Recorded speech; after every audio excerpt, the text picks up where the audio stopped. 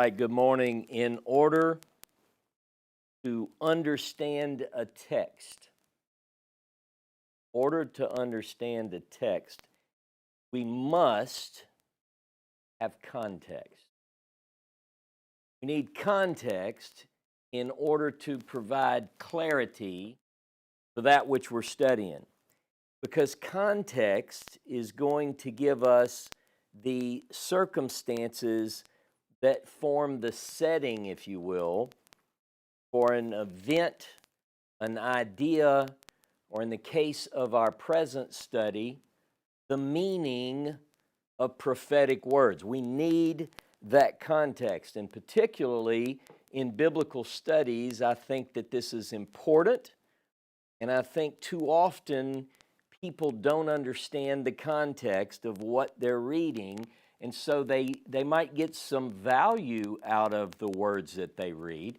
They might have an interpretation which feeds their soul. They might have something which gives them solace, something that provides inspiration in their personal life. But that's not what I'm talking about. What I'm talking about is, how do we take the words of the biblical text, understand them in such a way that we can place ourselves in the audience of the original pronouncement, if you will. So I want to take us through a little bit of a brief study this morning. Before I get into the main part of my class, I want to demonstrate how important it is for us to understand the context of a given idea or prophecy or section of the biblical text. So I want to say this: in order to understand the Bible, you have to read it, yes? But you have to read it in context. We need to know, when we look at a particular text, the who, what, when, where, why. We have to know who is speaking. Who is it that is the audience of the intended words? Sometimes it helps us to know where the speaker is, and is the message conveyed to an audience right there at that time? Or is it speaking to an audience at another time? Perhaps it's speaking about another place than the place where the utterance comes forward. We have to get all of these details, and we need to try our best to understand the motive or the motivation behind a given text. We have to see, why would a writer say a certain thing a certain way? And a lot of times, if we understand the context, the circumstances at the time, those things become very clear. In fact, last week I talked about Isaiah chapter 6. In Isaiah chapter 6, we get this story where Isaiah says that he's in the throne room, and he begins to describe this angelic, this vision that he receives at the time. And one of the things that stands out is, and I brought this up last week, I'll touch on it again today, he says that it's in the year that King Uzziah dies. In the year that King Uzziah dies. Now here's what we know from that. These are examples in understanding the context. What we know from that is quite a bit, actually. We know that if we look at Isaiah chapter 1, that he is a prophet in the days of Uzziah, Jotham, Ahaz, and Hezekiah.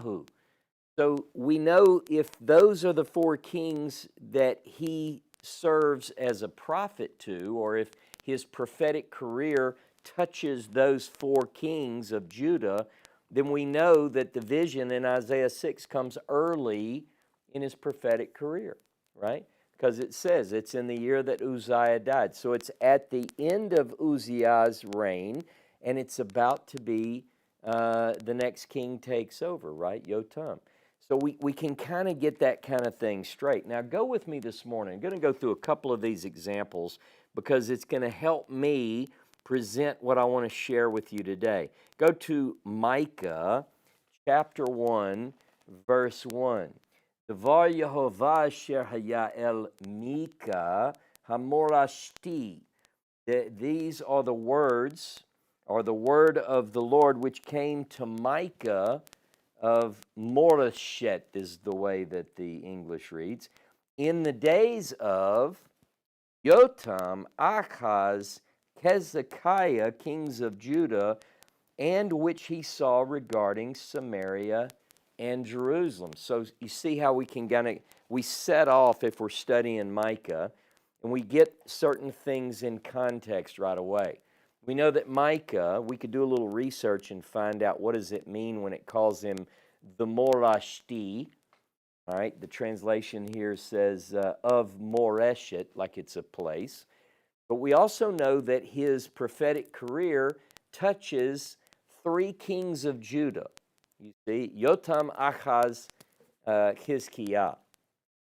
But if you break that down and you say, okay, well, these 3 are kings of Judah, which we read, but notice that the message concerns Samaria and Jerusalem.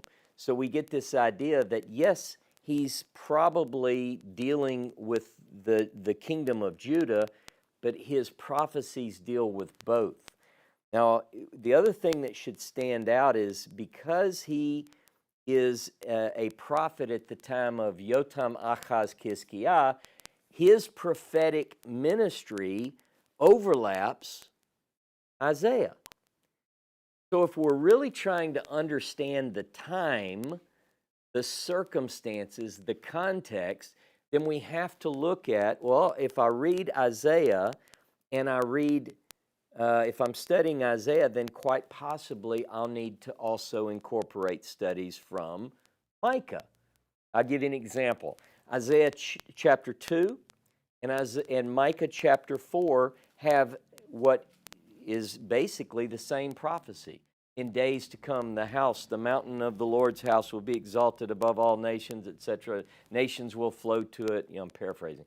Okay, now those prophecies are almost identical, and when we recognize that the prophecy comes to Isaiah and to Micah, we can make several deductions. Let me give you one. If Micah gets it and Isaiah gets it, it probably doesn't take place in the days of Uzziah, right? Not in the earliest part of Isaiah's ministry. How could I say that? Isaiah chapter 2, that's almost immediately into Isaiah, and so we have to think, wait a minute now, maybe that particular prophecy goes later because Micah gets it as well, and he's not a prophet at the time, right? Now, these are just ideas. I'm just throwing out ways to begin to look at the text. Now, this is the thing that I want to talk about today is context. What can we know? What do we know? What does the text tell us? Let me give you another example. Go with me to Ezekiel, the prophet Ezekiel. Let's go to chapter 1, verse 1. Ezekiel 1:1. Now it came about in the 30th year, on the 5th day of the 4th month, while I was by the river Chabar, among the exiles, the heavens were opened, and I saw visions of God. This is Ezekiel. Now the person will switch to third person. Notice here it says, while I was by the river Chabar. Notice verse number 2. On the 5th of the month, in the 5th year of King Jehoiakim's exile, Jehoiakim exile, the word of the Lord came expressly to Ezekiel the priest, third person, son of Buzi, in the land of the Chaldeans by the river Chabar, and there the hand of the Lord came upon him. Okay, pretty specific. See, but I'm talking about context. So you go, I'm going to study, this is me, let's say I say, I'm going to study Ezekiel. You can't just study Ezekiel. What I want you to see is if I want to understand everything about this prophecy, which begins in chapter 1, all the visions that take place there, I want to put it in context. So I want to say, wait a minute. The 5th year of Jehoiakim, what do I know about Jehoiakim? What do I know about his exile? Jehoiakim is a son of Josiah. Jehoiakim right? We know when he assumed the throne. He assumes the throne in 597 BCE. Quickly dethroned and taken into exile. We know this from 2 Kings chapter 24, verses 8 through 17. So if I want to know about the 5th year of Jehoiakim, also known as Jeconiah, if I want to know about the exile, I need to get that background. All of this is going to give me context. What this means for me and for all Bible students is I can tell you that the prophecy of Ezekiel 1 can be dated to 592 BCE. Now, what's going on in 592 BC? You see, what I'm trying to tell you is that we can open up the scriptures and we can look around and we can go, wait a minute. I mean, it's fun to get into Ezekiel and you go, I looked and behold, a high wind was coming from the north, a great cloud with fire flashing intermittently, and then a bright light around it, and people jump in and they're worried about the wheel within the wheel, and I want to say, wait a minute, hold, take a break. When is this? Where's the river Chabar? What is Ezekiel saying? Who is Jehoiakim? I want to know. Inquiring mind. No. And a lot of the details that we get from context, we're going to understand more of what we read if we can fill out the gaps, right? That's what I'm trying to do. Now, sometimes key events will help us, like the 5th year of Jehoiakim's exile. We can really nail down and get specific. Sometimes it's not so easy, but sometimes it is. Sometimes the writer includes things that you ought to know. He assumes the reader knows. So, for instance, if I'm Isaiah and I'm writing and I want to be specific and I'll go, I want to tell the people about this vision I had, and I want them to know when it was, so I go, in the year that Uzziah died. Go, yeah, I remember that. We do this in our time too. If I said, somebody goes, well, when was that? And you go, it was the year that Kennedy was shot. Now, most people can give you the date. Most people know the date that Kennedy was shot. Even if they can't, like some of you listening to me are probably really young, and you're like, well, I have no idea. I'd have to, Scott said he, bye. Anyway, but the idea is that if you don't know, it gives you a marker. It gives you something that you can open up. It's like all of these details are important, right? You could say 2 years, if I want to write a historical document, and I can say, this happened in Boston 2 years after the young country of America had declared its independence, or whatever.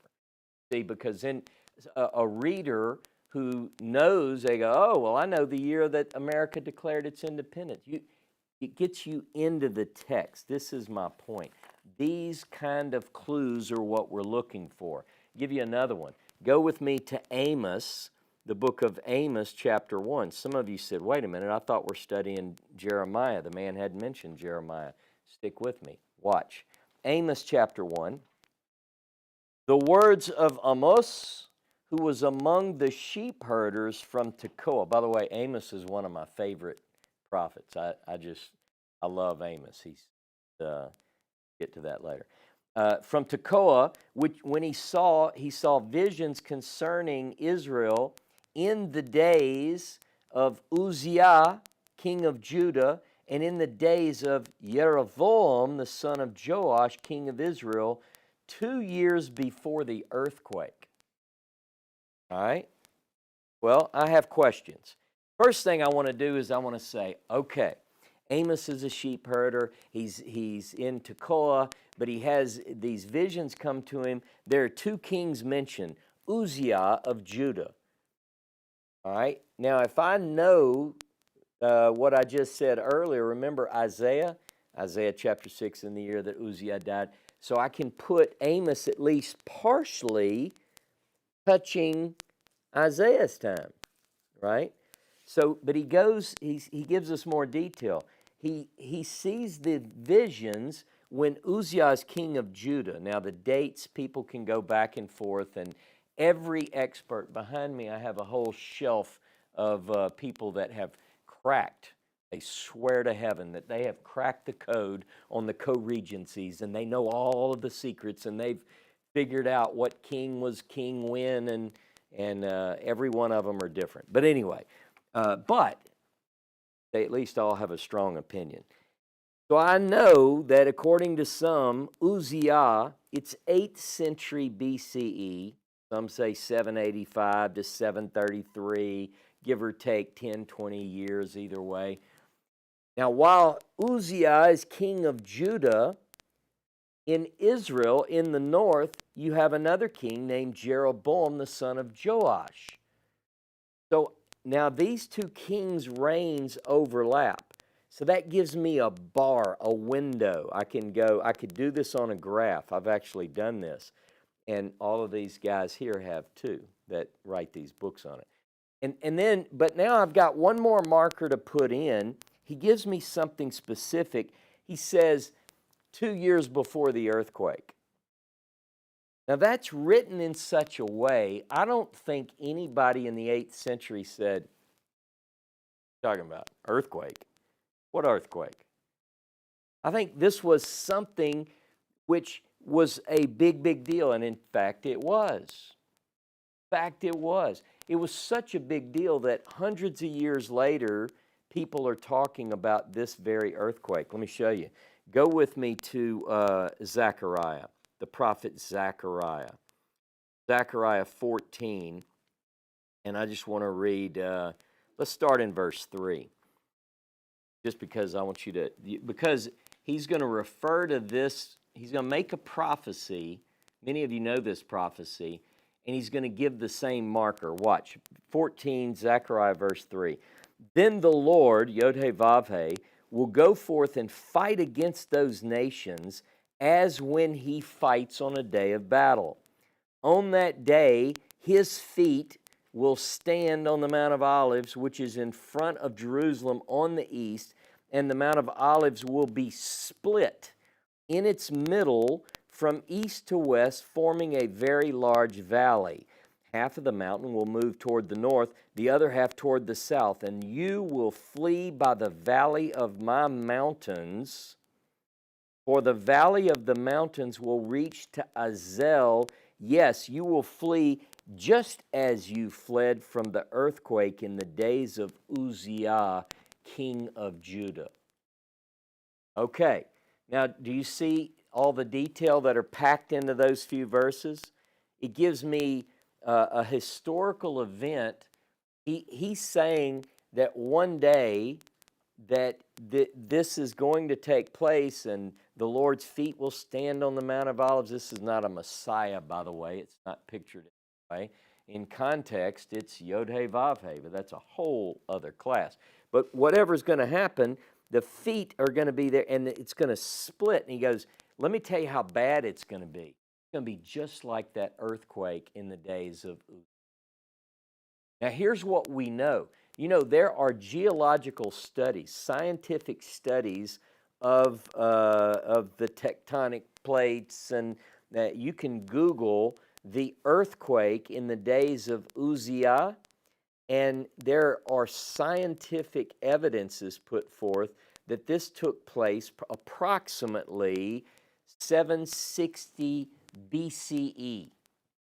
Well, that happens to fall into the reign of Uzziah. And let me tell you, it fits every one of these people who don't agree. That 760 marker, that fits.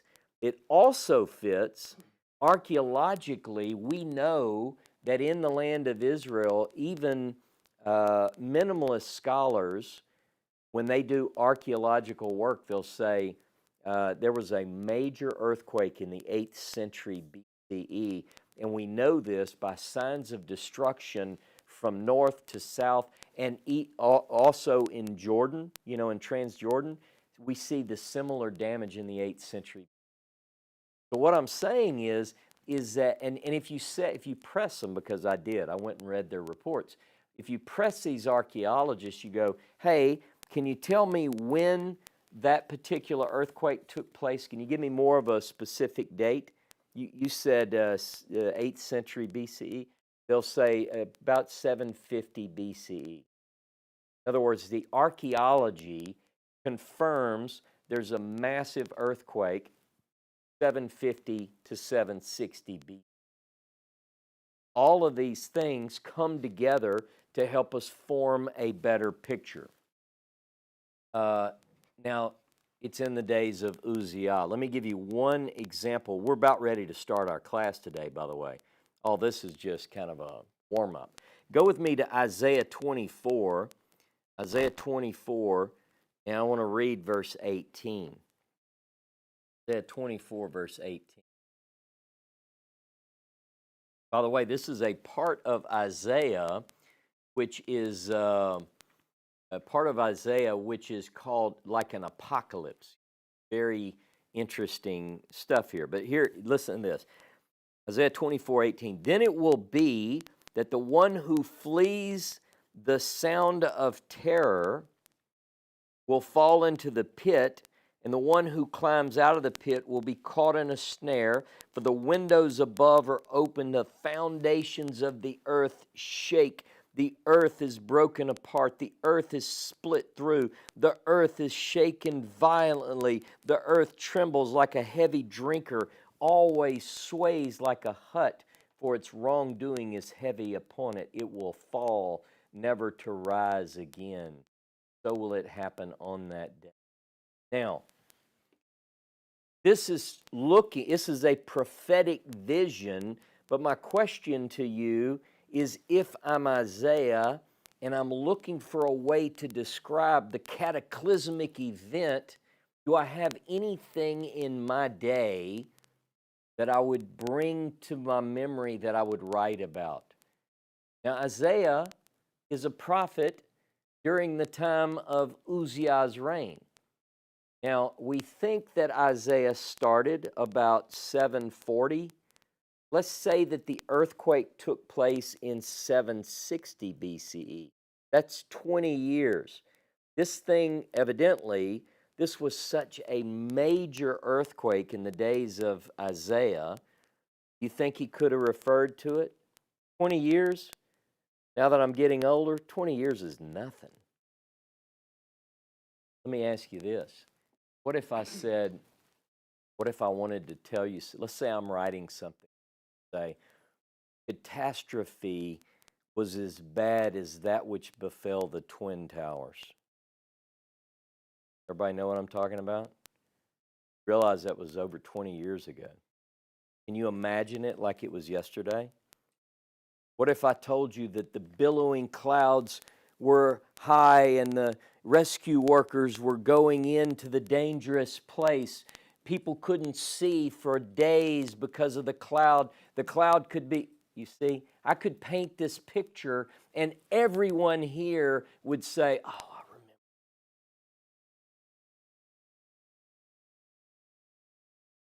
That's been 2 decades. But here, now let's go forward. Let's say it's 2,500 years. What if I made a remark 2,500 years from now and I said, the day the Twin Towers were struck? Somebody reading that might say, now I can see the scholars 2,500 years from now, and they'd say, the Twin Towers were 2 buildings that were situated in, or they could have been 2 gates at the entry to a city, or they could have been, because people don't get the context. You have to understand. When Isaiah talks about an earthquake, I can tell you one earthquake that's on his mind. It's the earthquake that took place in the days of Uzziah. Israel, the land, the Levant in that area, it's sitting on a fault line. You know, a lot of times tour guides will say, it's been a while. 1 to 200 years, every so often we have major earthquakes here. Now, geologists have said that this earthquake, they suspect it was well over an 8. It's a major, major earthquake. So you get the idea. What I'm saying is that in order to understand a text, now is Isaiah 24 talking about the earthquake that took place in the days of Uzziah. That's not what I'm saying. What I'm saying is that as he predicts cataclysm, he's drawing upon the events of his time, and we have to get that. Now, let me tell you this. If you study Kings and Chronicles during the time of Uzziah, guess what's not mentioned? This earthquake. You read Kings and Chronicles and you read about the time of Uzziah, you would think that it would tell you about this earthquake. So my point is, sometimes the purpose of a given writer is not to bring in every single thing, but I want you to see that if you're going to study Isaiah, you need to read Kings and Chronicles and Micah and all of those prophets that can bring to the table various elements, will paint the picture for you. Got it? Y'all ready to start? How far is it? Oh yeah, this is perfect. I couldn't have timed that better if I tried. Okay. Well, we're not talking right now about Isaiah and Amos and maybe a little bit of Ezekiel if I decide to put that in. But what we're talking about are the days of Josiah, particularly from the 13th year of his reign until the 31st year of his reign, when he dies. We're looking at a 19-year window of time. You take 31 years and you say, I only want to focus on 19. Why is that?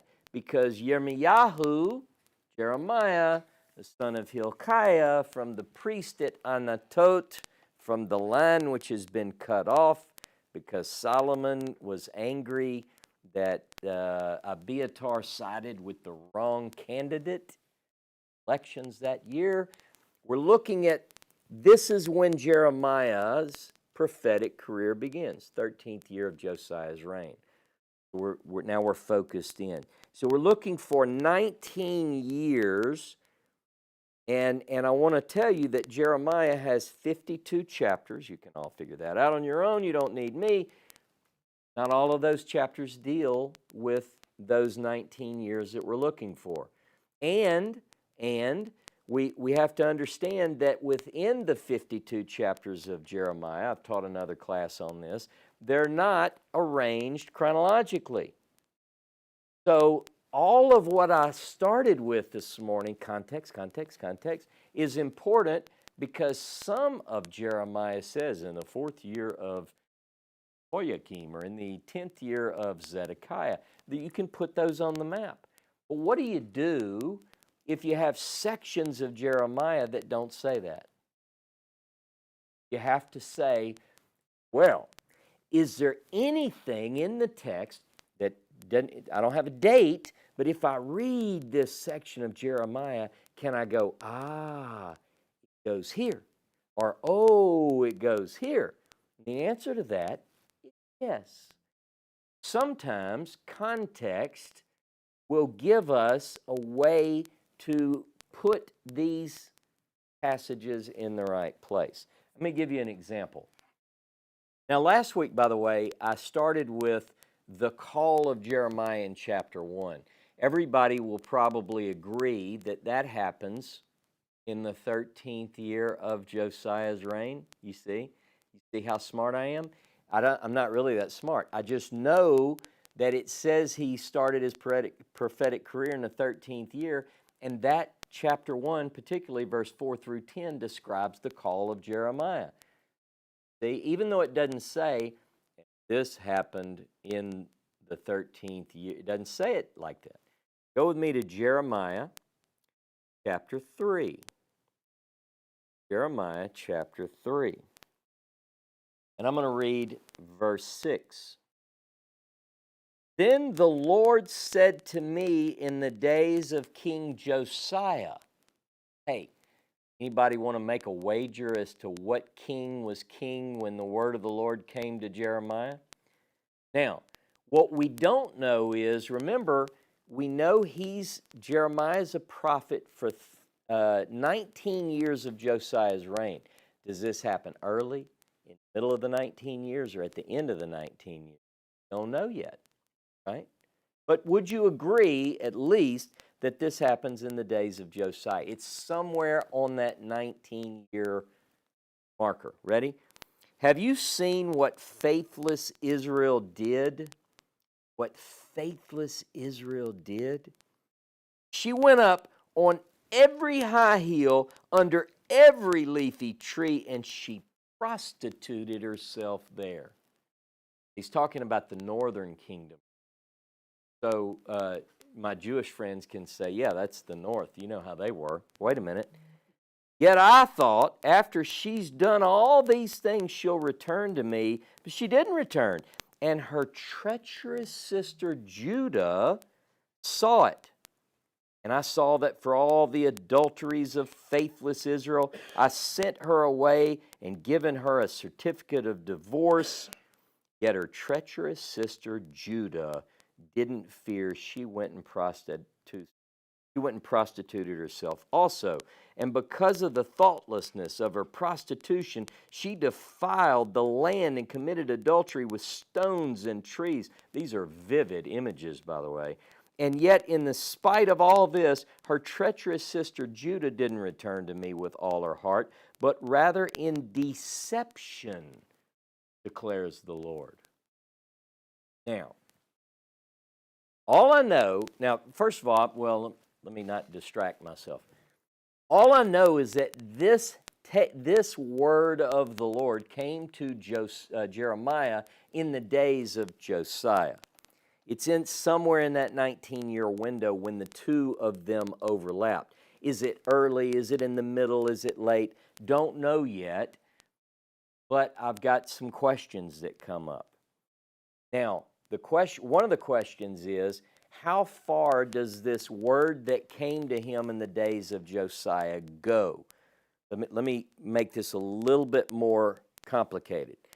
We know that Jeremiah chapter 1 is dealing with the beginning of Jeremiah's prophetic career, and that is the 13th year of Josiah.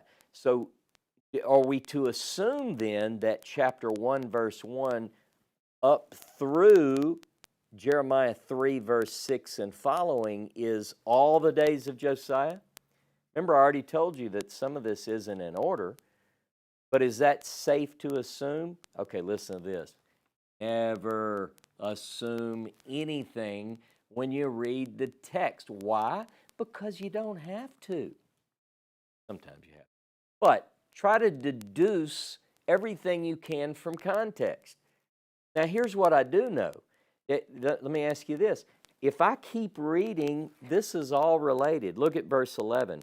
The Lord said to me, faithless Israel has proved herself to be more righteous than treacherous Judah. Go and proclaim these words to the north. Who's he talking to? He's going to the north. He's talking to Israel. Return, faithless Israel, declares the Lord. I will not look at you in anger, for I'm gracious, declares the Lord. I'll not be angry forever. Only acknowledge your wrongdoing, that you've revolted against the Lord your God, scattered your favor to the strangers under every leafy tree. All of this is connected, right? So if we keep reading, we say, well, all of this happens in the days of Josiah. All right? I mean, I'm okay with that. Now watch this. It says, then I'll give you shepherds, verse 15, after my own heart, who will feed you knowledge and understanding. And it shall be in those days when you become numerous and are fruitful in the land, declares the Lord, that they will no longer say, the ark of the covenant of the Lord. It will not come to mind, nor will they remember it, nor miss it, nor will another be made again. Now, the clue.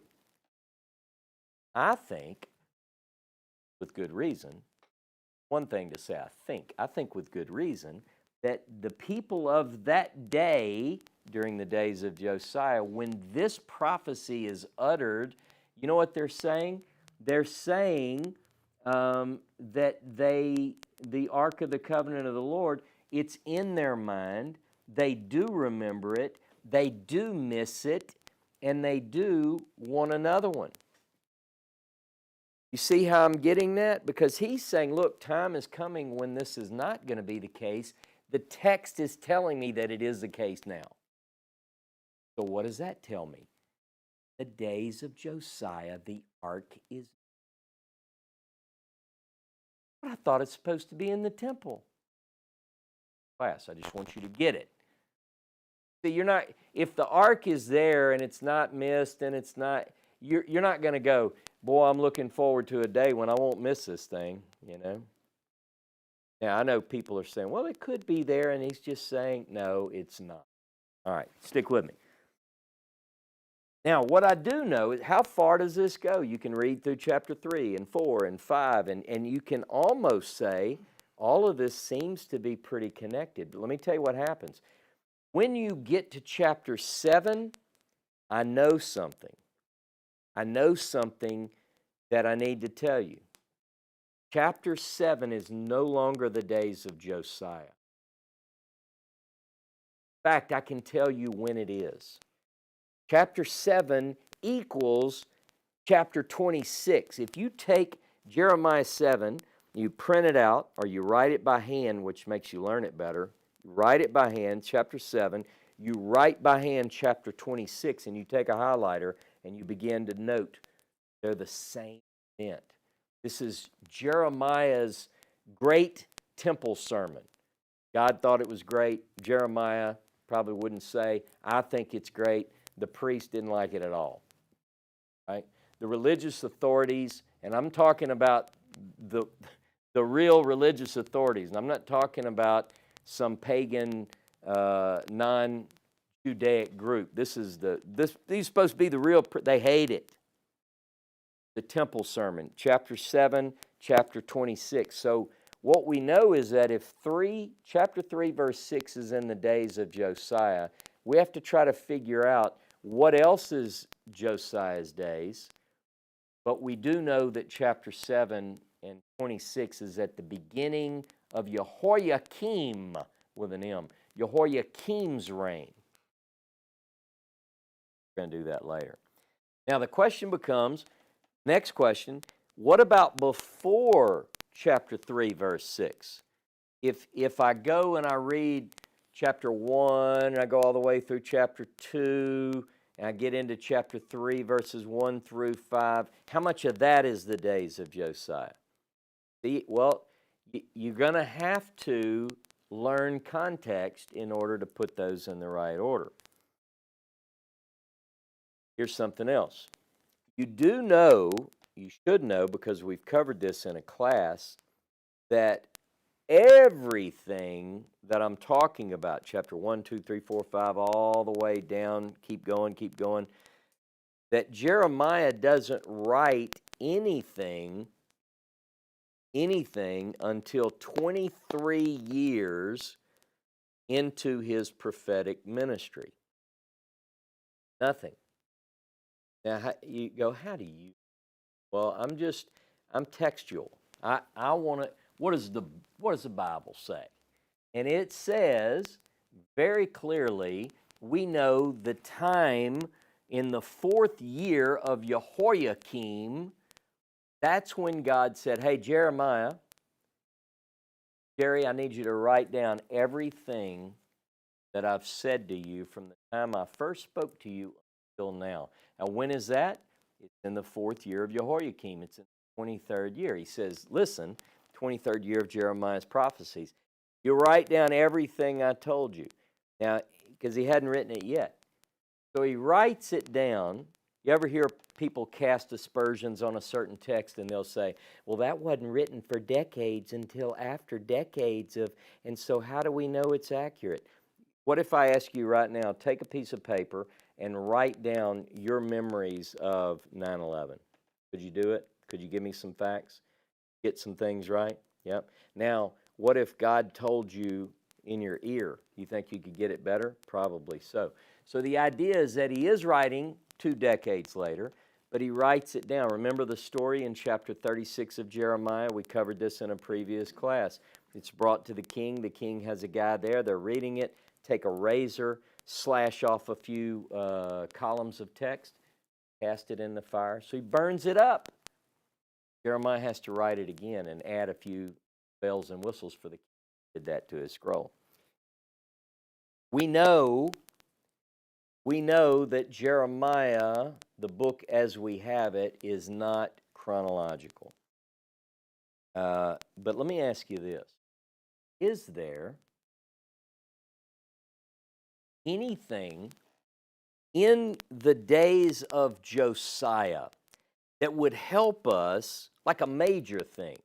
Like, let's say in the days of Uzziah, there was this really, really big earthquake. You have to ask yourself, is there anything big, a 9/11, a catastrophe, something big in the days of Josiah? Oh, what about this really, really, really big religious reform?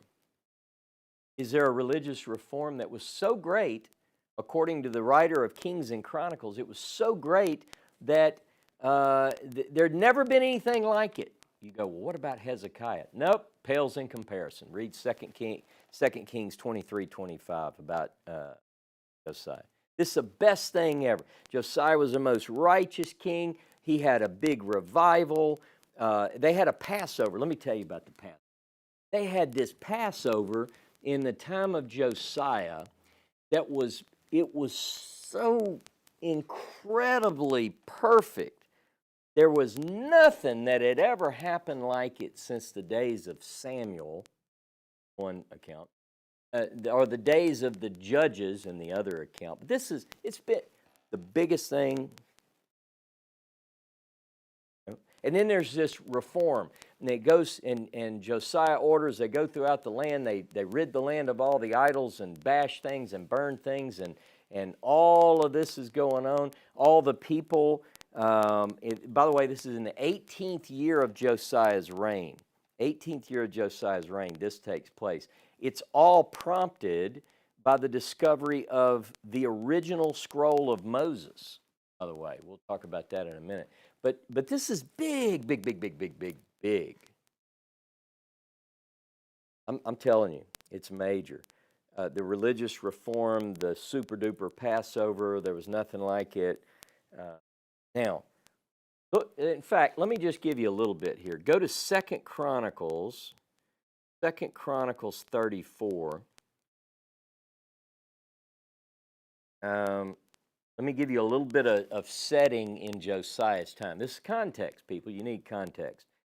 2 Chronicles 34:2. He did what was right in the sight of the Lord, walked in the ways of his father David, didn't turn aside to the right or the left. In the 8th year of his reign, while he was still a youth, he began to seek the God of his father, and in the 12th year he began to purge Judah and Jerusalem of the high places, the Asherim, the carved images, and the cast metal images. So 1 year, 5 years before Jeremiah becomes a prophet, remember we know Zephaniah is a prophet during the days of Josiah as well. So, but this is big. So let's look at Jeremiah. 5 years before he first hears the word of the Lord, you got Josiah seeking God just like his father David. He doesn't turn to the right or the left. 1 year before Jeremiah hears the word of the Lord, there's this major purge. They're bashing idols. They're burning Asherim. This is big. This is big. This is going on. You ought to be able to look out your window. If you're Jeremiah, you ought to go, hey, there goes Josiah again. Look at, boy, he's doing a good job. He's tearing up all those idols. Man, own it.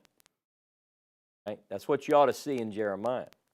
Now, go down to 2 Chronicles 34, 32. 2 Chronicles 34, 32 says this. Let's look at verse 31. The king stood in his place, made a covenant before the Lord to walk after the Lord, to keep his commandments, his testimonies, his statutes with all his heart, with all his soul, to perform the words of the covenant that were written in this scroll. He's talking about the scroll they found.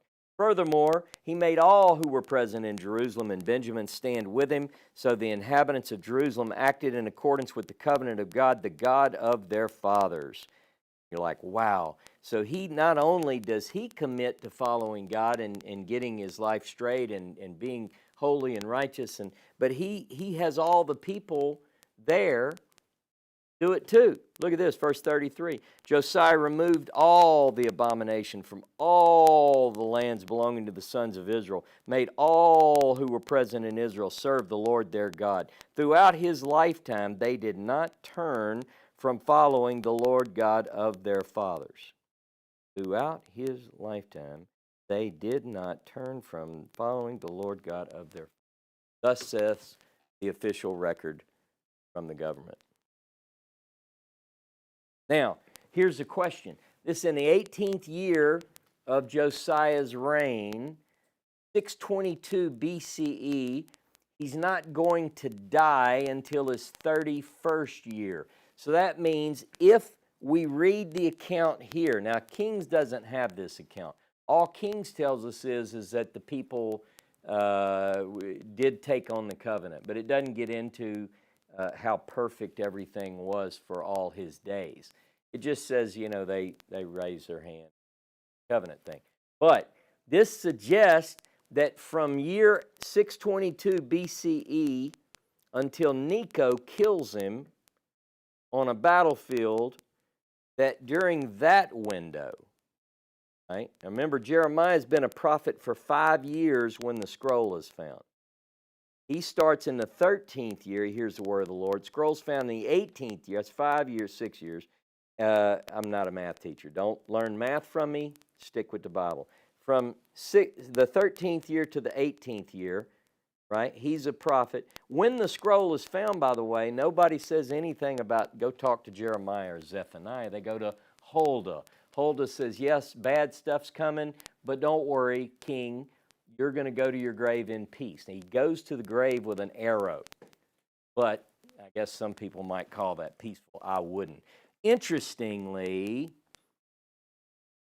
Chronicles tells us that it's beautiful outside. Look out your window, Jer. You'll see how perfect things are. But that's not what Jeremiah sees. Now, I need to open this picture up because I've got questions. I read Kings and Chronicles, I read Jeremiah, I read Zephaniah, and I'm saying, surely, if this big event, 622 BC, scrolls discovered, revival takes place, there's bashing and burning, idols and stuff, surely that's going to be in Jeremiah. Got to be.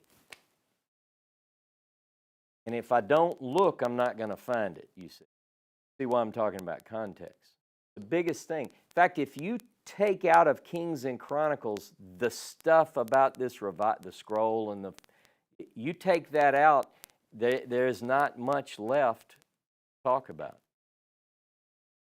31 years of his reign, and let me tell you, if this is the 31 years, and I want to say, well, show me what the writers of Kings and Chronicles talk about on a scale of 31, how much focus is on that 18th year of his reign?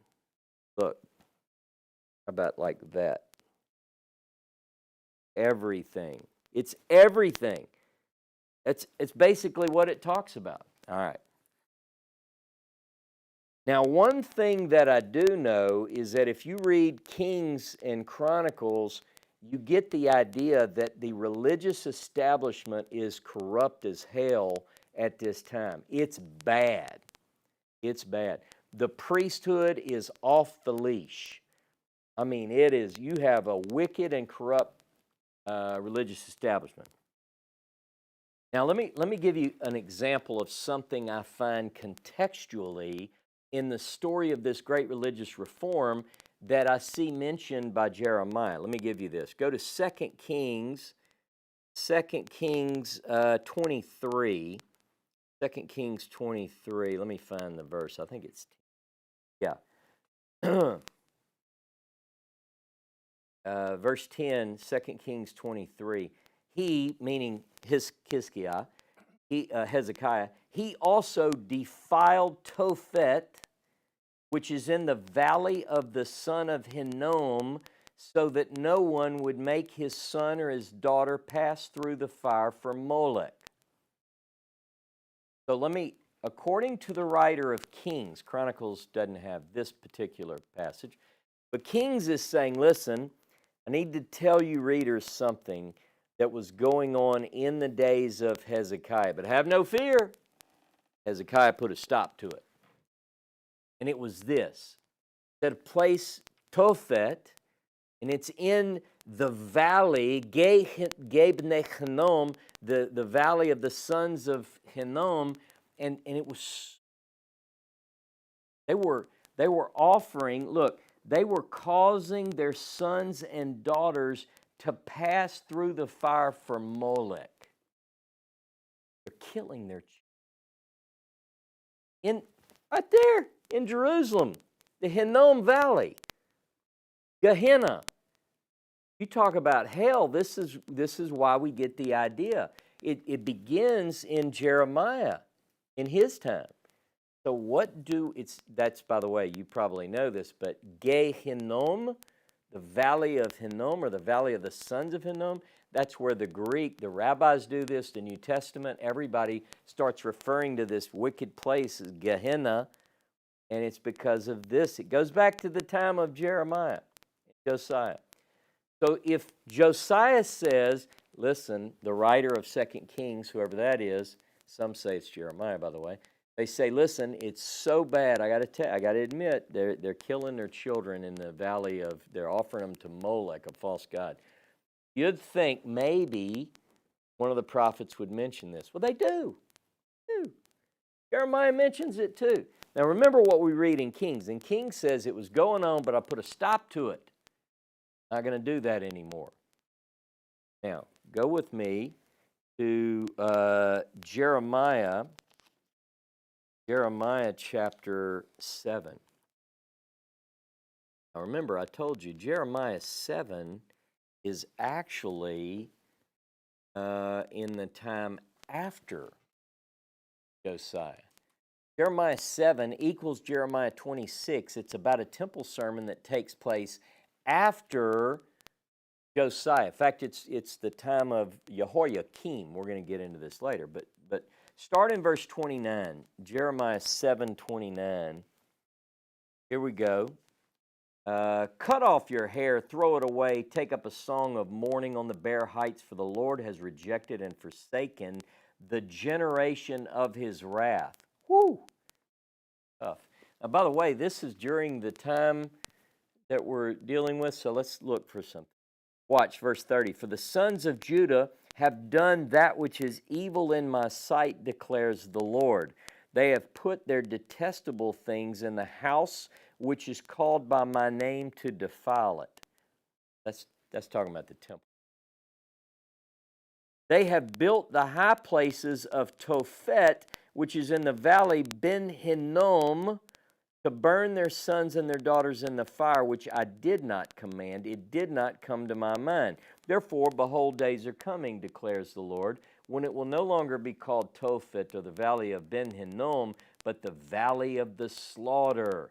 For they will bury in Tophet, because there is no other place the dead bodies of this people, food for the birds of the sky, food for the animals of the earth, and no one will frighten them away, meaning the scavengers. You couldn't chase them off with a stick.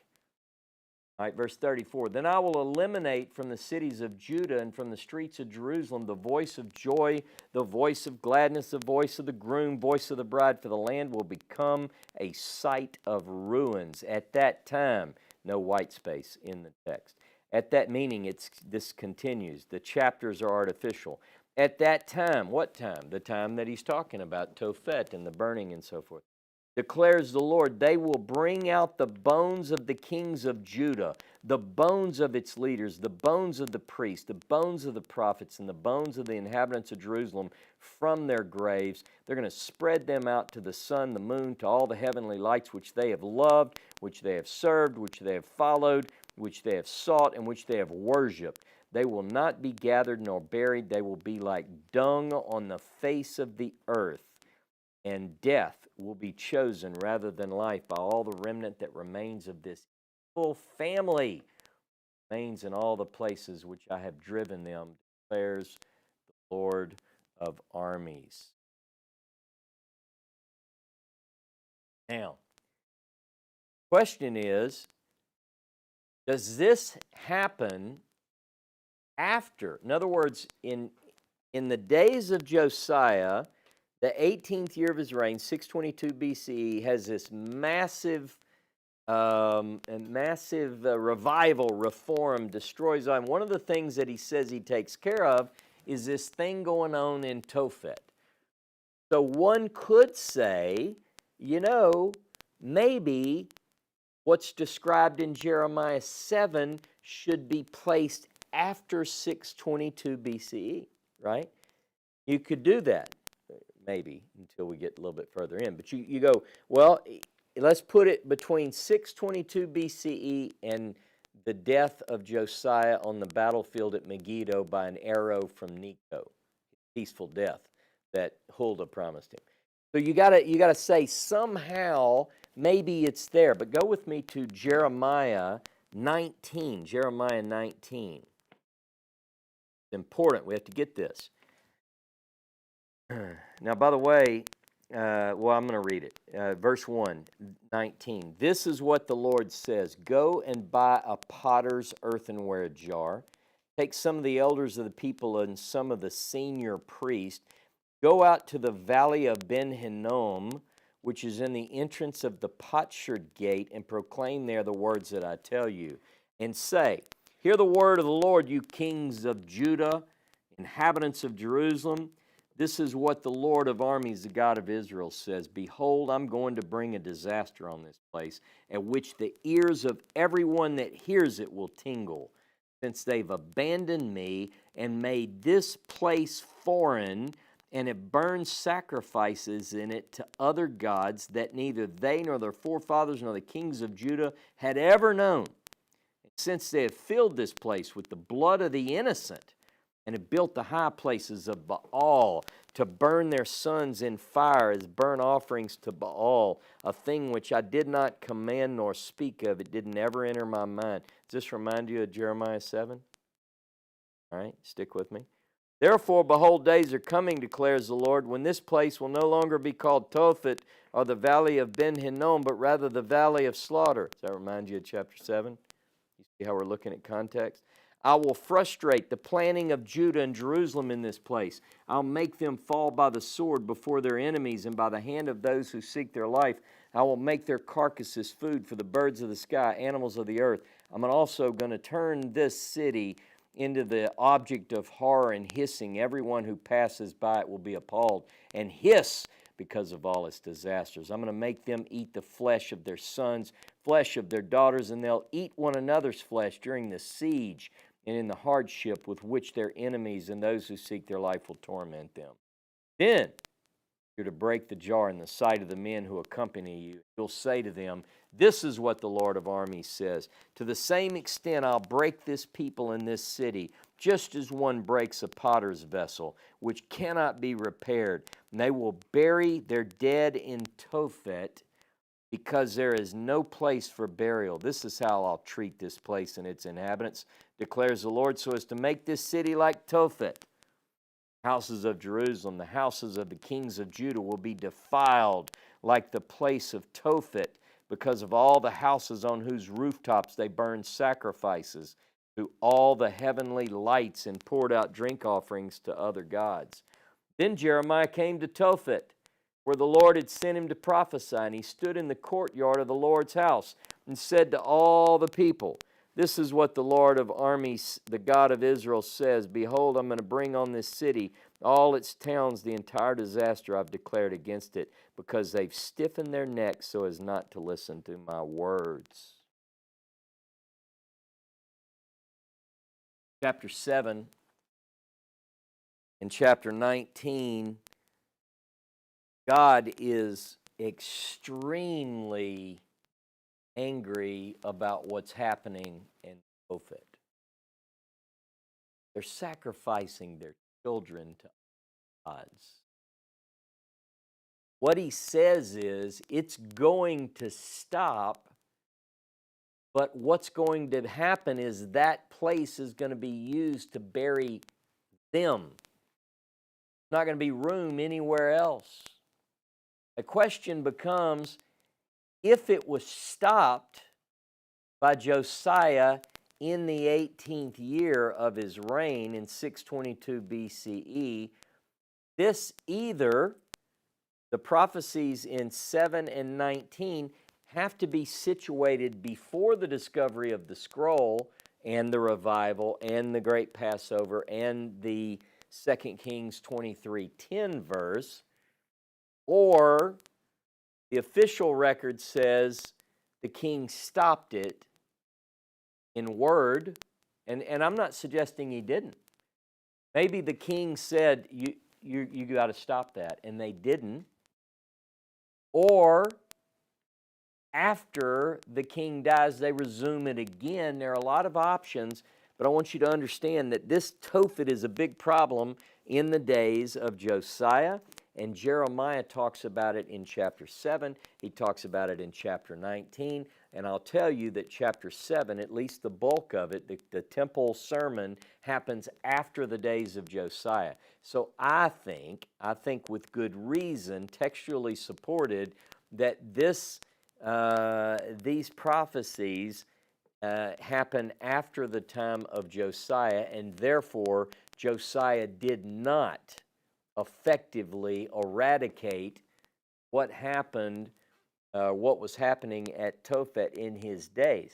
Now, just to back me up, Kings does suggest that even though Hezekiah was a good, godly man and did everything in his power to bring about a revival and a reform, that the people didn't respond, and ultimately destruction came anyway. Remember, Jeremiah is a prophet at the time when Josiah's good is going on, and he never says, boy, you know, it's really going good now. Everybody's doing a good job. They're going to shul, studying the Torah. They're doing their prayer services. They always have a minyan, always doing the right thing. None of that. He says, this place is going down. God's going to wipe this place. Zephaniah is prophesying at the same time. He doesn't get distracted by all the reports coming out of the government saying that everything's going well. It doesn't even fade. They don't get distracted by it. Jeremiah's first two words, 13th year of Josiah's reign, he says, God says, what do you see, Jeremiah? I see an almond branch. God says, that's right, because I'm going to hasten my word to perform it. What do you see, Jeremiah? I see a pot, like a cooking pot, tilted from the north. That's right, because I'm going to bring disaster from the north. See, it's bad. Bad. Now, either the people stopped, or Josiah said stop and they didn't, or they did and they started up after he. But the remedy is not. It's not happened. Now, what about the discovery of the Torah in the days of Josiah? It's a big deal. What about that? Does Jeremiah mention that? We know from 2 Kings 22:23, 2 Chronicles 34:35, that in the days of Josiah, there's a cleansing of the temple going on, restitution and reformation, but they're actually rebuilding things that have fallen down. The temple had gone into disrepair with these other wicked kings, and now you've got a good king, and he says, let's get this place going in the right direction, let's clean it up. They find a scroll, Hilkiah, a priest from Anatot, right? He finds in the temple the Torah. And it says in 2 Kings 22, 2 Chronicles 34, he doesn't say he found a copy of the Torah.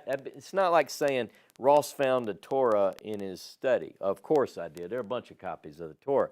But it says he found the one that Moses wrote. The original would have been, depending on when you date the Exodus. Let's say it dates, 900 years. It would have looked more fresh than when we found the Dead Sea Scrolls in our generation, which were 2,200 years old, you see. Half that age. It's in pretty good shape. They found the Torah, the one that Moses wrote. Now, that tells you Get this, and please don't misunderstand me. I don't want to be ambiguous. The one that Moses wrote was lost prior to this. Say, well, they all had copies. I mean, everybody had their little copy, and they carried their Torah scroll to shul every week. And no, it had been lost. And it was found again, lost and found. Now, my question is there anything in Jeremiah or Zephaniah that would say the Torah that was lost is found? Because that'd be a big deal. If I could show you that, everybody ought to have to say, you don't have to tell me, and you ought to say, that was pretty interesting.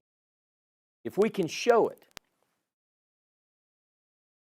So the way I look for something is, I said, well, the thing I need is a keyword. So let me see. Let's just start with Torah. If I said in my nice Accordance Bible software, it says, show me every occurrence of Torah in the books of Jeremiah and Zephaniah. That'd be a good start, right? Because that would be the place to start. And I did. And I found several references. We're going to go through those. Open your Bible to Jeremiah chapter 2. Jeremiah chapter 2. Now again, I'm just going to build a case here. These are the references to Torah in the book of Jeremiah. So what I want to know is there anything in here? Because we know in the 18th year of Josiah's reign, which is Jeremiah's been a prophet for 5 years when Moses' scroll is discovered. You would think that he might bring that up. Might. So Jeremiah chapter 2, and the section goes from verse 4 to 29, but I just want you to look at verse 8. Jeremiah 2:8. The priest did not say, where is the Lord? And those who handle the law did not know me. Now I'm giving you the English from the New American Standard verse.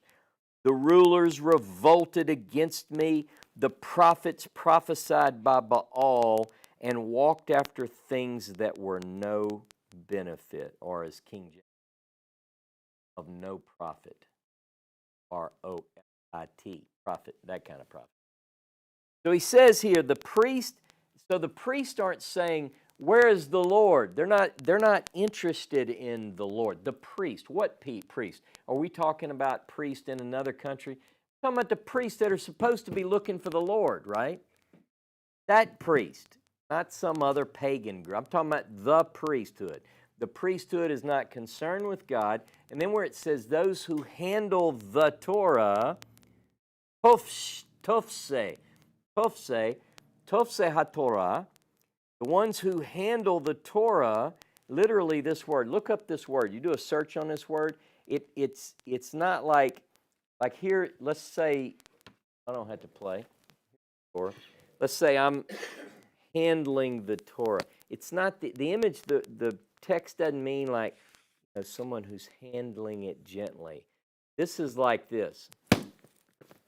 Those who grasp, seize the Torah. This is what this word means. Look it up. There's not a word, this word, the root word here is not a word that means some gentle caressing of the Torah. He's saying those that have snatched the Torah, he's talking about the priest, they don't know me. All right? Now, by the way, where it says of no profit, Jeremiah is real keen on using this phrase. He uses it 6 times. I like that word keen. I picked it up hanging around the dono. Jeremiah is keen on using the word no profit. Profit shows up over and over 6 times. Now go with me to Jeremiah 6. I'm going to go through these quickly. We're doing a survey of the word Torah in Jeremiah to see if there's anything in here. Look at verse 16. By the way, I'm going to read one section set off by white spaces, Jeremiah 6:16. This is what the Lord says. By the way, everybody loves this verse. I used it. Tabor's used it. People have used it. A lot of people don't know the context of it. So, this is what the Lord says. Stand in the ways and see and ask for the ancient paths where the good way is and walk in it. Then you will find rest for your souls. But they said, we will not walk in it. It's worse. And I set watchmen over you, saying, listen to the sound of the trumpet. But they said, we will not listen.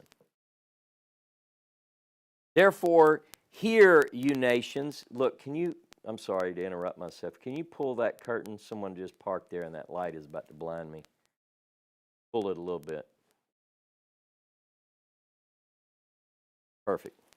Thank you very much.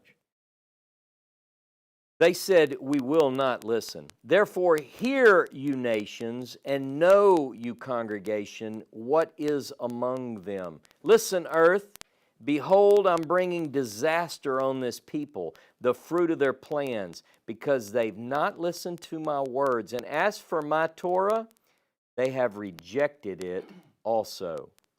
For what purpose does frankincense come to me from Sheba, and the sweet cane from a distant land? Your burnt offerings are not acceptable, and your sacrifices are not pleasing to me. Therefore, this is what the Lord said. Behold, I'm placing stumbling blocks before this people, and they will stumble against them. Father and sons together, neighbor and friend will perish. End of prophecy. Listen. From Jeremiah 6:16 until the end of 21 is one prophetic utterance. One prophetic utterance. He says, they've not given attention to my word. Well, first he makes an offer. Stand in the ways, see and ask for the ancient paths where the good way is. He's telling them, look, this is me paraphrasing, but you're going to see I'm right. He says, the way you're doing things now has been changed. I want you to look at the ancient paths. There's a good way there, and I want you to embrace that. He said, we're not interested. He said, walk in this path. And they said, we're not. But you'll find rest for your souls. We're not going to do it. See? And then he goes on to define further. They've not given attention to my words, and they've rejected my Torah. They're following something, but it's not his Torah. It says, literally, my Torah they have rejected. And then it goes into a denouncement of sacrifices. So he just said, they've rejected here's the offer. Take the ancient way, the good way on the ancient paths. Here's my Torah. They rejected it. Walk in this, find rest for your soul. And then he says this, strangely that he says it after they rejected his Torah. He says, your sacrifices will not be accepted. They're not pleasing. And it's in the, you get what I'm saying here. Very strange. Now the question becomes, and by the way, they refuse that. The question becomes, could he mean that they rejected the Torah that was found in his days? You might be saying, no, it just means the Torah, Ross. It's the Torah that we all know. Don't try to get creative. Hang with me. Something is found in Jeremiah's days, God's Torah, the original Torah, the one that Moses wrote. It's found, and he says they rejected it. Did it possibly, the one that was found, could it possibly have not contained sacrifices? Maybe. I know some of you want that system back, but maybe. Let me prove it. Was there a more ancient way? Was Amos, for instance, in 5:25, in Amos chapter 5, verse 25, when he asked, did you offer sacrifices to me in the wilderness? The obvious answer is no.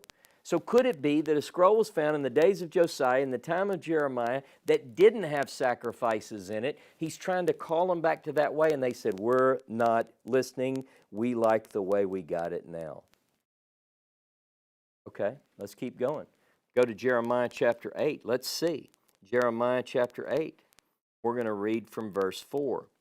Remember, in the days of Jeremiah and in the days of Josiah, the real Torah scroll was found. Listen to verse 4, Jeremiah 8:4. You shall say to them, this is what the Lord says. Do people fall and not get up? Does one turn away and not repent? Why has this people, Jerusalem, turned away in continual apostasy? They hold on to deceit. Listen to that again. They hold on to deceit. They refuse to return. I have listened and heard. They have spoken what is not right. No one repented of his wickedness, saying, what have I done? Everyone turned to his own course like a horse charging into the battle. Even the stork in the sky knows their seasons, and the turtle dove, the swallow, and the crane keep to the time of their migration. But my people don't know the mishpat, the Lord. How can you say, we are wise and the Torah of the Lord is with us? Behold, the lying pen of the scribes has made it into a lie. The wise men are put to shame. They're dismayed and caught. Behold, they have rejected the word of the Lord. So what kind of wisdom do they have? End of prophetic section. That section goes from chapter 8, verse 4 to chapter 8, verse 9. And in that tight section, it says they've not repented. They're holding on to something which is deceptive. They refuse to look at and accept the Torah. The one they're holding on to, it seems to say fairly clearly, though people really hate this because it goes against their fundamental views, what they're looking at has had something different. This says very clearly the lying pen of the scribes been to work here. But those, remember, those who handle, that have taken hold of the Torah, what do? What do? It says they don't even know God. They've rejected the word of Jehovah.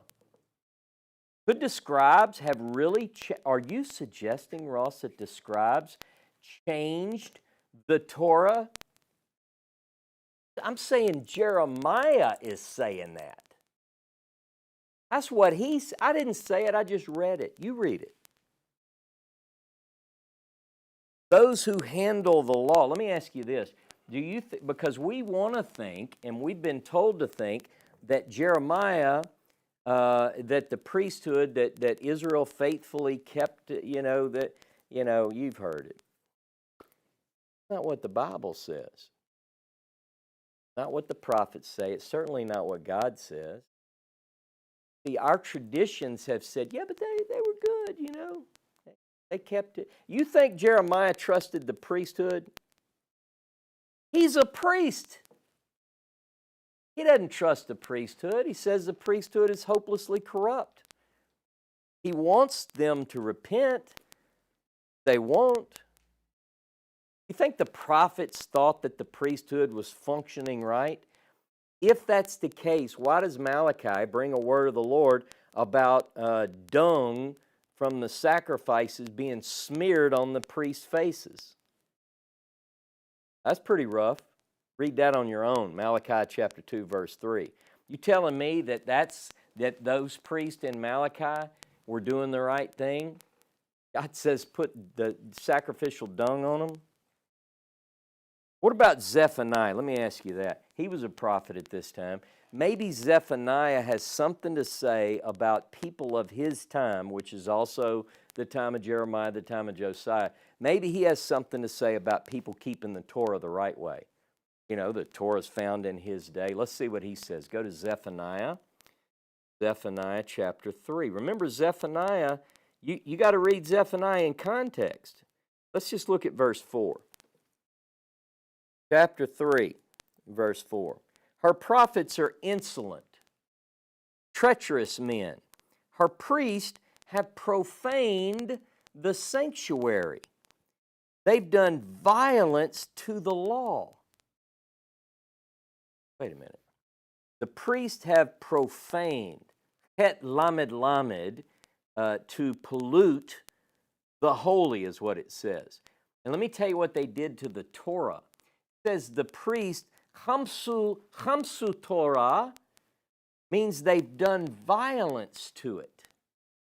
The priest, the ones who were supposed to be taking care of the holy things and distinguishing between the profane and the common and the holy. And Malachi, right before he says, smear the dung of the sacrifices on their faces, he says they've not done what they're supposed to do. They've polluted the holy, and they've chamsu Torah. They've done violence to Torah. Go to Ezekiel. Ezekiel, by the way, Ezekiel is from about the same time. Go to Ezekiel 22. Remember, we talked about Ezekiel at least having some overlap with this period. He's in the 5th year of Jehoiakim, Jeconiah's exile. Ezekiel 22:26. Her priests have done violence to my law and have profaned my holy things. They've made no distinction between the holy and the common, and they've not taught the difference between the unclean and the clean. They've closed their eyes from my Sabbaths, and I am defiled among them. Talking about the priesthood.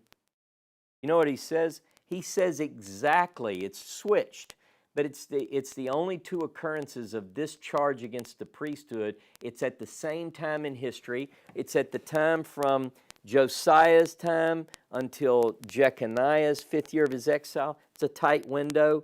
You know what it says about the priesthood in that time? They've done two things, the way the prophets describe it. They have profaned the holy and chamsu Torah. Same phrase. Done violence to the Torah. Something about the Torah that they did, God calls violent. What does that mean? The question becomes, was the violence that the priesthood did to the Torah, was it before, let's say they had a Torah that they had already corrupted, and then a new Torah is found, 18th year of Josiah's reign, and then you compare the two and you go, they've changed things. Or did they find the Torah, the one that Moses really wrote, and then after, did they do things to it? Or both? Questions, questions, questions. Okay, we're not done yet. Don't run off. Let's go to Jeremiah chapter 9. Jeremiah chapter 9, verse 12. I think in English it might be verse 13.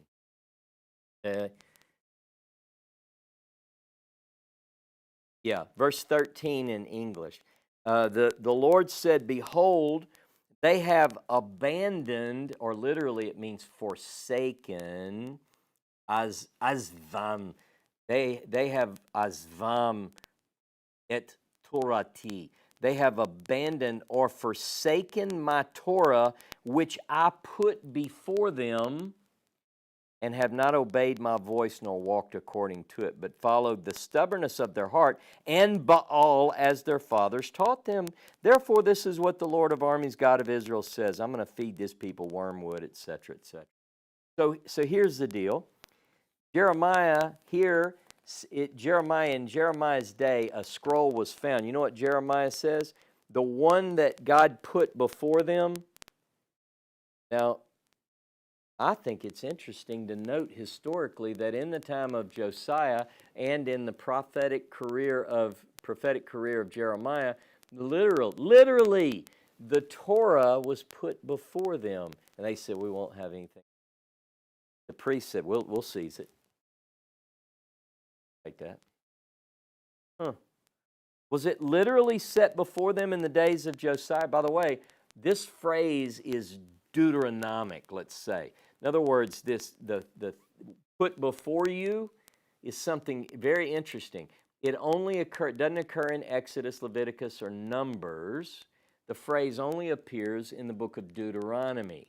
I put before you. It's mentioned, I'm not going to go through these, but Deuteronomy 4:8, Deuteronomy 11:26 and 32, Deuteronomy 30, verse 1, 15, and 19. That phrase, put before you, I put before you life and death, I put before you my Torah, I put before, That's a phrase that's only in Deuteronomy.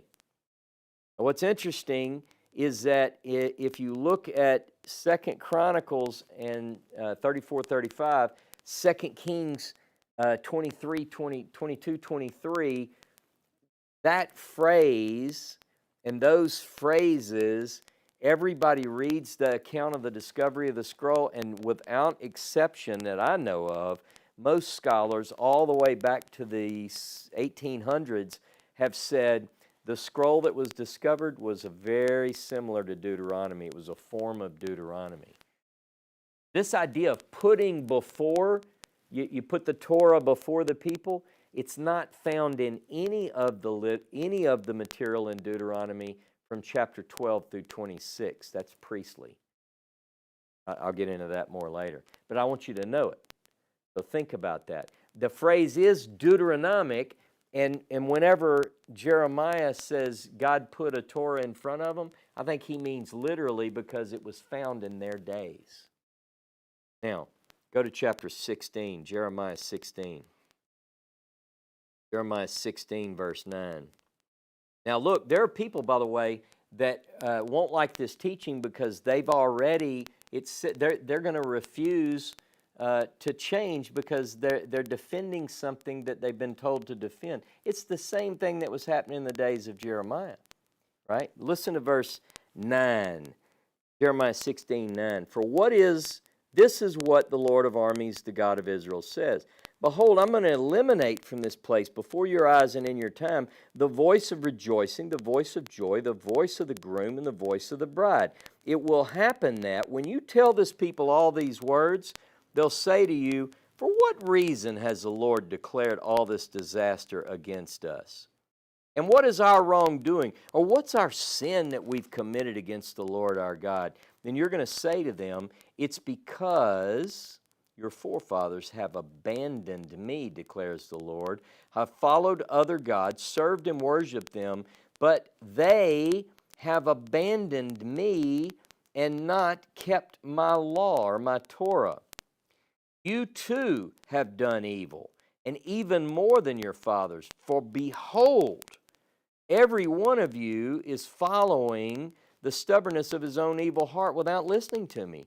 So I'll hurl you off this land to the land which you have not known, neither you nor your fathers, and there you will serve other gods day and night, because I will show you no compassion. This idea, they have done the same thing as the fathers. He puts the Torah in front of them. They continue to refuse. Look at Jeremiah 18:18. 18:18. This is what the priesthood says. Then they said, come, let's devise plans against Jeremiah. Certainly the law is not going to be lost by the priest, nor advice by the wise, nor the divine word by the prophet. Come, let's strike him with our tongue, and let's pay no attention to any of his words. Let me tell you what's going on here. The priesthood says, listen up, let's discredit him. We're going to strike him with our tongue. So you know what they do? They lash out against him, and they speak bad against Jeremiah. That's what it means. Let's strike him with our tongue. And then we're going to ignore his words. You know what what's really got them upset? He's making a clear statement. He's saying that this religious establishment that you've developed here, and we're going to get into this more in the coming weeks, he's saying it's a lie. It's not the original. He said, you priest, you've done violence to the Torah. He's saying, God says, I put my Torah before you, and you rejected it. And listen to what they say. He even says, Jeremiah says, the priests are the ones who've messed up the Torah. The priests have lost it. Literally, avad means to cause it to perish, to come to ruin. So he said, you've spoiled it. You. So what is their response? We're going to discredit Jeremiah. Here's Jeremiah. We're going to discredit him, and we're going to ignore his words. You know what he said? Why are they so mad again? Get this. The priest brought ruin to the Torah. The priest caused it to perish. Go with me to Jeremiah 26. Jeremiah 26, verse 1. In the beginning of the reign of Jehoiakim. Look, we're a little bit later, right? The son of Josiah, king of Judah, this word came from the Lord, saying, this is what the Lord says. Stand in the courtyard of the Lord's house, and speak to all the cities of Judah who've come to worship in the Lord's house, all the words that I've commanded you to speak to them. Do not omit a word. Perhaps they'll listen, and everyone will turn from his evil way, and I will relent of the disaster which I'm planning to inflict on them because of the evil of their deeds. I'll say to them, this is what the Lord says. If you will listen, if you do not listen to me, to walk in my Torah, which I have set before you, listen to the words of my servants, the prophets. I have been sending to you again and again, but you have not listened. I will make this house like I will make this city a curse to all the nations. This is right after days of Joseph. I'm sorry, we'll get a little bit shaken by the true message of Scripture. You've been thinking that everything is perfect in Judah during the days of Josiah. Josiah is not, he's just been put in the grave here. This is the beginning of his son's reign. Now, what God says is, Jeremiah, I want you to go to the temple, stand in the gate of the house. Don't you leave anything out. Look, not going to be well received by the religious authorities. One thing about it, when a person is called by God to give the truth, it's not always accepted very well, particularly among the religious folks. He tells him, you go and stand right there. Now look, he doesn't say you go give them a pat on the back because they've lived so righteously under the days of Josiah. He says, look, offer them another chance. I put my Torah before him, and he did in 622. Realized very soon, corrupted. Violence had been.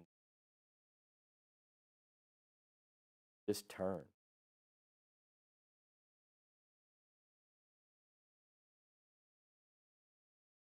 But this sermon that he gives, chapter 26, and also it's talked about in chapter 7, is not in the days of Josiah. I'm going to show you that it happens after.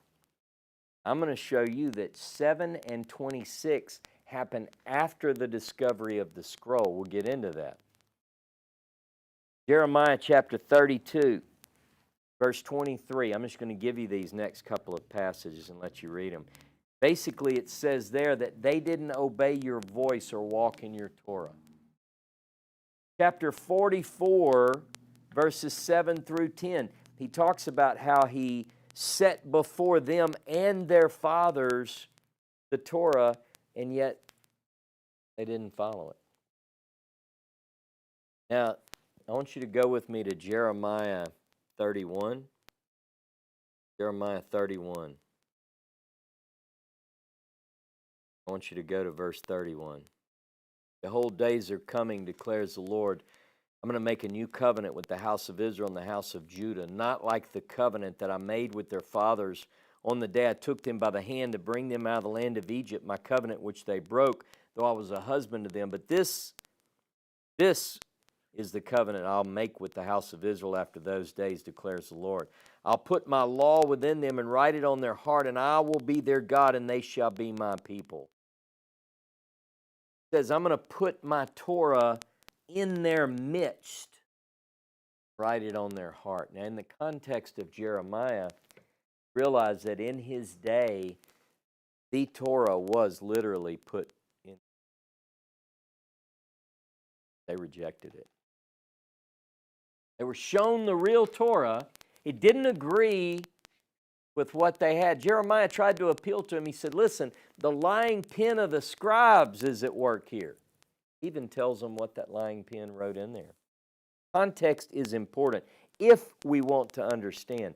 The Torah that Moses wrote was lost and then found in the days of Josiah. Also the days of Jeremiah, also the days of Zephaniah. It was put before the people, and the ancient paths were shown to them, a good way that the people rejected, though. So it could give them comfort for their. The priest lost the Torah. The priest did violence to it. The people rejected it, choosing their own way. What did Jeremiah do? Specifically, what did Jeremiah do when that scroll was found? Join me next Saturday. I'll let him tell you.